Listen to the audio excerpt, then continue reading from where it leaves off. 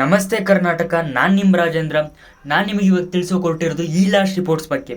ದಯವಿಟ್ಟು ಇದನ್ನು ಲ್ಯಾಂಡ್ಸ್ಕೇಪ್ ಫಾರ್ಮೆಟಲ್ಲಿ ನೋಡಿ, ಯಾಕೆಂದರೆ ವಿಡಿಯೋ ಫುಲ್ಲು ಲ್ಯಾಂಡ್ಸ್ಕೇಪ್ ರೂಪದಲ್ಲಿದೆ. ಓಕೆ, ಕಳೆದೋಗಿರೋ ವಸ್ತುಗಳನ್ನ ಪಡ್ಕೋಬೇಕು ಅಂದರೆ ಫಸ್ಟು FIR ಕಾಪಿ ಬೇಕಾಗಿತ್ತು, ಮತ್ತೆ ಹೊಸದಾಗಿ ಅಪ್ಲೈ ಮಾಡಬೇಕಾಗಿತ್ತು, ಹೌದಲ್ವಾ? ಸೊ ಈಗ FIR ಕಾಪಿ ಬೇಕಾಗಿಲ್ಲ, ಪೊಲೀಸ್ ಸ್ಟೇಷನ್ಗೆ ಹೋಗೋ ಅವಶ್ಯಕತೆನೇ ಇಲ್ಲ. ಆನ್ಲೈನಲ್ಲೇ ಈ ಲಾಸ್ಟ್ ರಿಪೋರ್ಟ್ಸ್ ತೆಗೆದುಕೊಳ್ಬೋದು.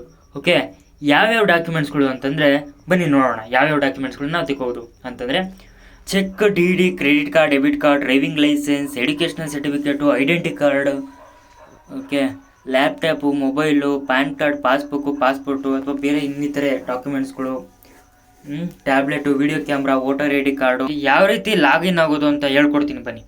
ಈ ಲಾಸ್ಟ್ ರಿಪೋರ್ಟ್ಸ್ ಅಂತ ಟೈಪ್ ಮಾಡಿ. ಓಕೆ, ಹತ್ರ KS ಹತ್ರ ಬರುತ್ತೆ, ಫಸ್ಟ್ ಇಲ್ಲಿ ಬರುತ್ತೆ ಈ ಲಿಸ್ಟ್ ರಿಪೋರ್ಟ್ಸ್ ಅಂತ ಟೈಪ್ ಮಾಡಿದಾದ್ಮೇಲೆ ಲಾಗಿನ್ ಥ್ರೂ ಈ ಪರಿವಾಹನ ಅಂತ ಬರುತ್ತೆ. ಓಕೆ, ಸೊ ನಿಮ್ಮ ಹತ್ರ ಯೂಸ್ಬರ್ ಪಾಸ್ವರ್ಡ್ ಆಲ್ರೆಡಿ ಕ್ರಿಯೇಟ್ ಮಾಡಿತ್ತು ಅಂತಂದರೆ ಟೈಪ್ ಮಾಡಿ, ಇಲ್ಲಾಂದರೆ ಕೆಳಗಡೆ green colour create an account ಅಂತಿದೆ ನೋಡಿ ಕೆಳಗಡೆ. ಓಕೆ, ಅದನ್ನು ಕ್ಲಿಕ್ ಮಾಡಿ. ಸೊ ಓಕೆ, ಇದಾಗಿದ್ದಾದಮೇಲೆ registered using with Aadhaar number ಅಂತ ಇರುತ್ತೆ. ಓಕೆ, ಅದನ್ನು ಕ್ಲಿಕ್ ಮಾಡಿ.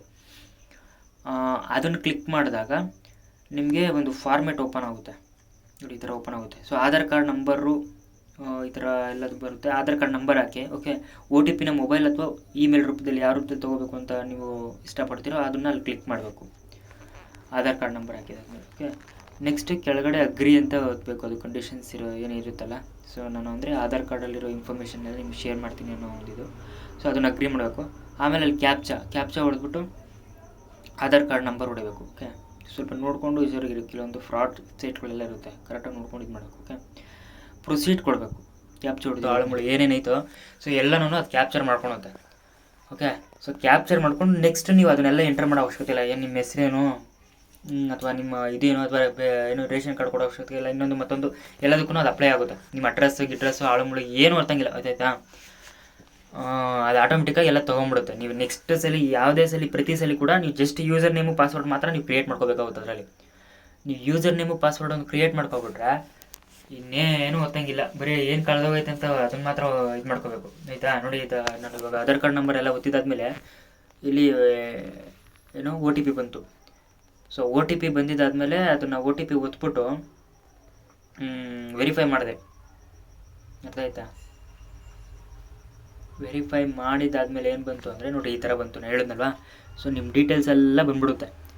ಬಂದಿದ್ದಾದಮೇಲೆ ನಿಮ್ಮ ಲೆಫ್ಟ್ ಸೈಡಲ್ಲಿ ನೋಡಿ user name password confirm password ಅಂತ ಕೇಳ್ತಿದೆ. ಸೊ ನಿಮ್ಮ ನೆನಪಲ್ಲಿ ಉಳಿಯೋ ಥರ ಯೂಸರ್ ನೇಮು ಪಾಸ್ವರ್ಡ್ನ ಟೈಪ್ ಮಾಡಿ ಸೇವ್ ಮಾಡ್ಕೋಬೇಕು. ಓಕೆ, ನೆಕ್ಸ್ಟು ಕೆಳಗಡೆ ಅದನ್ನೆಲ್ಲ ಟೈಪ್ ಮಾಡಿದ್ದಾದಮೇಲೆ ಮತ್ತೆ ಜನ್ರೇಟ್ OTP ಕೇಳುತ್ತೆ. ಮೊಬೈಲ್ ನಂಬರ್ ಒತ್ತಿ ಜನ್ರೇಟ್ OTP ಮಾಡಿ, ಕ್ಯಾಪ್ಚರ್ ಒತ್ತಿ. Okay, sign up, verify OTP ಮಾಡಿ ಸೈನ್ ಅಪ್ ಆಗಬೇಕು. ಸೈನ್ ಅಪ್ ಆಗಿದ್ದಾದರೆ ಮತ್ತೆ ನಿಮಗೆ ಫಸ್ಟಿಂದ ಲಾಗಿನ್ ಆಗೋದು ತೋರಿಸ್ತೀನಿ. ಓಕೆ, ನೋಡಿ ಈ ಥರ ಬಂದಾಗ ಲಾಗಿನ್ ಅಂತ ಕೊಡ್ತೀರಾ ಪ್ರತಿ ಸಲ ಯಾವಾಗಾದರೂ ನೀವು ಮಾಡಬೇಕಾದ್ರೆ. Okay, so user name password already ನೀವು ಕ್ರಿಯೇಟ್ ಮಾಡಿದ್ದೀರಾ. ಸೊ ನೀವು ಏನು ಯೂಸರ್ ನೇಮು ಪಾಸ್ವರ್ಡ್ ಕ್ರಿಯೇಟ್ ಮಾಡಿದ್ದೀರಾ ಅದನ್ನೇ ಒತ್ತಿ. ಸೊ ಅದನ್ನು ಟೈಪ್ ಮಾಡಿದಾದ್ಮೇಲೆ ನಾನು ಕ್ರಿಯೇಟ್ ಮಾಡಿರೋ ಯೂಸರ್ ನೇಮು ಪಾಸ್ವರ್ಡ್ನ ಈಗ ನಾನು ಲಾಗಿನ್ ಆಗ್ತೀನಿ. ಓಕೆ, ಸೊ ನನ್ನ ಯೂಸರ್ ID ಮತ್ತು ಪಾಸ್ವರ್ಡಲ್ಲಿ ನಾನು ಲಾಗಿನ್ ಆಗ್ತೀನಿ. ಸೊ ನೀವೇನಾದರೂ ಇನ್ ಕೇಸ್ ಪಾಸ್ವರ್ಡ್ ಮಾಡ್ತಿದ್ರೆ ಫಾರ್ಗೆಟ್ ಪಾಸ್ವರ್ಡ್ ಅಂತಿದೆಯಲ್ಲ, ಸೊ ಅದನ್ನು ಒತ್ತಿ ಮತ್ತೆ OTP ಕೇಳುತ್ತೆ. ಸೊ ಅದನ್ನು ಮತ್ತೆ ನೀವು ಪಾಸ್ವರ್ಡ್ನ ರೀಸೆಟ್ ಮಾಡ್ಬೋದು. ಓಕೆ, ನೆಕ್ಸ್ಟು ಕ್ಯಾಪ್ಚರ್ ಹೊಡಿದಾದ್ಮೇಲೆ ಲಾಗಿನ್ ಆಗಿ. ಓಕೆ, ಸೊ ಕೇರ್ಫುಲ್ಲಾಗಿರಿ ಅಂತ, ಏಕೆಂದರೆ ಕೆಲವೊಂದು ಫ್ರಾಡ್ ವೆಬ್ಸೈಟ್ಗಳಿರುತ್ತೆ. ಓಕೆ, ಬೇರೆ ಇದರಲ್ಲೆಲ್ಲ OTPಗಳು ಅಥವಾ ಪಾಸ್ವರ್ಡ್ಗಳನ್ನೆಲ್ಲ ಯೂಸ್ ಮಾಡೋಕ್ಕೆ ಹೋಗಬೇಡಿ. ಓಕೆ, ಇವಾಗ ಸೈಬರ್ ಕ್ರೈಮ್ ತುಂಬ ಜಾಸ್ತಿ ಇದೆಯಲ್ಲ, ಸೊ ಕೇರ್ಫುಲ್ಲಾಗಿ ಆ ವೆಬ್ಸೈಟ್ಗಳನ್ನ ಯಾವ್ಯಾವ ಅಂತ ನೋಡ್ಕೊಂಡು ಇದು ಮಾಡಿ. ಮತ್ತು ಬೇರೆ ಕ್ರೈಮ್ ಲಿಂಕ್ನ ಡಿಸ್ಕ್ರಿಪ್ಷನಲ್ಲಿ ಕೊಟ್ಟಿರ್ತೀನಿ. ಸೊ ನೋಡಿ, ಸೊ ಇಲ್ಲಿಗೆ ಲಾಗಿನ್ ಆದರೆ ನಾನು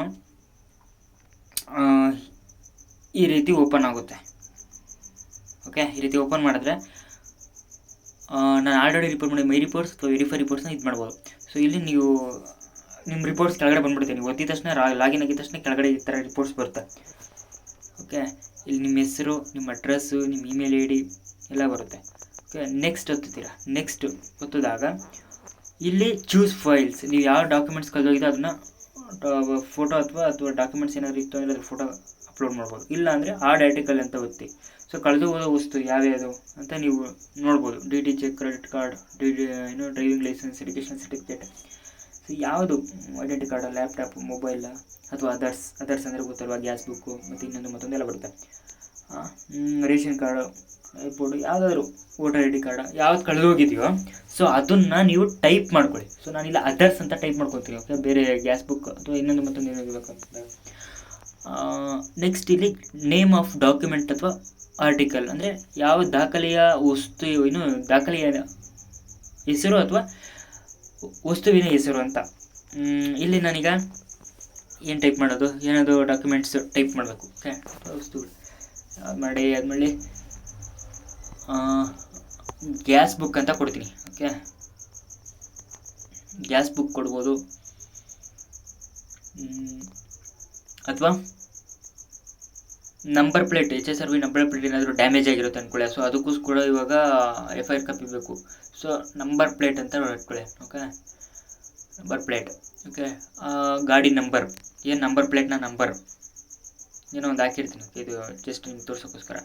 ಡಿಸ್ಕ್ರಿಪ್ಷನಲ್ಲಿ ಏನು ಯಾವ ಥರ ಬ್ರೋಕನ್ ಆಗಿದೆ, ಸೊ ಈ ಥರ ಸೊ ನಮಗೆ ಈ ಥರ ಬೇಕಾಗಿದೆ ಅಂತ ಅದನ್ನು ಟೈಪ್ ಮಾಡಿಬಿಟ್ಟು ನೆಕ್ಸ್ಟ್ ಕೊಡ್ತೀರಾ.